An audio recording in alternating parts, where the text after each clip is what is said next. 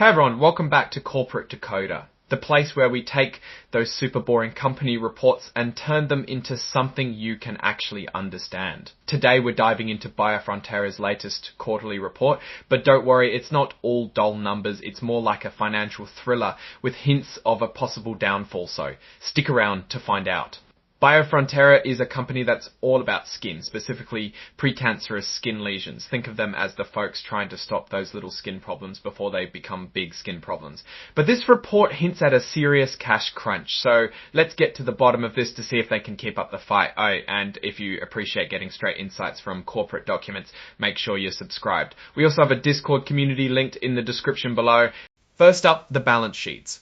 This is like a snapshot of what the company owns and owes, and we are looking at the numbers as of March of 2025 and comparing it to the end of last year. Let's focus on some really key figures. Check out their cash. It's sitting at just $1.8 million, and just keep in mind these are thousands, so the actual number is 1.8 million. But to make things easy, we are dropping the end. Now zoom back to December and they had a much healthier 5.9 million, that's a serious drop. Over 4 million disappearing in just 3 months. This immediately rings alarm bells. We need to understand why. Let's check out if clients are paying them or not, and the numbers actually look good. Money owed to them is at $4 million. Last year, $5.3 million. This decline isn't terrible, but does tells us they are managing to collect payments from their customers. Now for the scary part, liabilities, also known as things they owe W.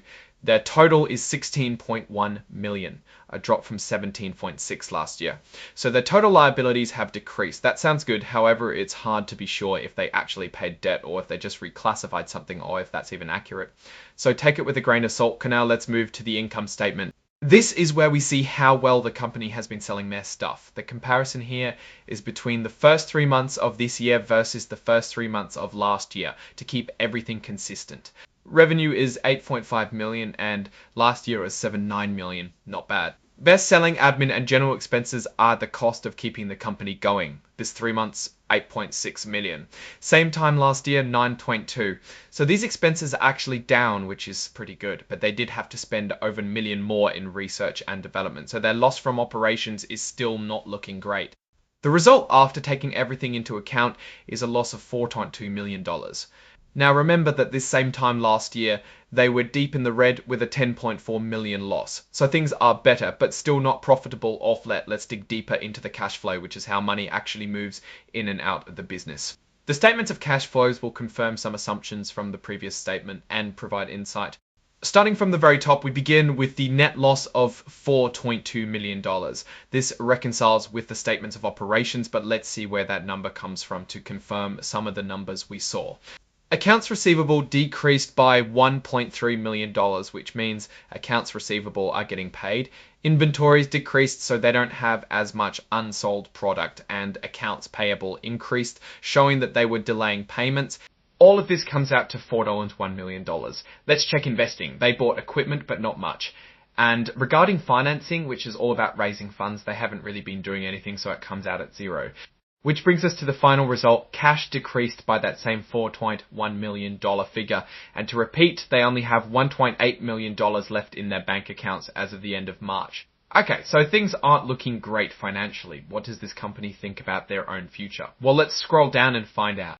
Here it is. The company themselves admits that I quote, substantial doubt about their ability to continue as a going concern, and as a reminder going concern refers to the ability to meet financial obligations. They even mention that this condition requires disclosure. That is never a good sign. This means the auditor also has to consider whether there is substantial doubt. In short, the company admits they don't have enough money to guarantee surviving the year. So what's the company's plan to save itself? Well, they plan to expand sales, but at the same time cut expenses, which, as we know, is no easy task. They're also hoping to find more funding, either through debt, equity, or selling off some assets, and there is a chance they are successful. But in reality, nothing is guaranteed. And here's another big issue. They are at risk of being kicked off the Nasdaq stock exchange to remain on the Nasdaq capital market. Companies need to meet some standards like maintaining a minimum level of stockholders' equity, and Biofrontera is below those standards. If they cannot fix this, their stock could become way less attractive to investors. And as if things weren't tough enough, they are in the middle of some messy legal battles.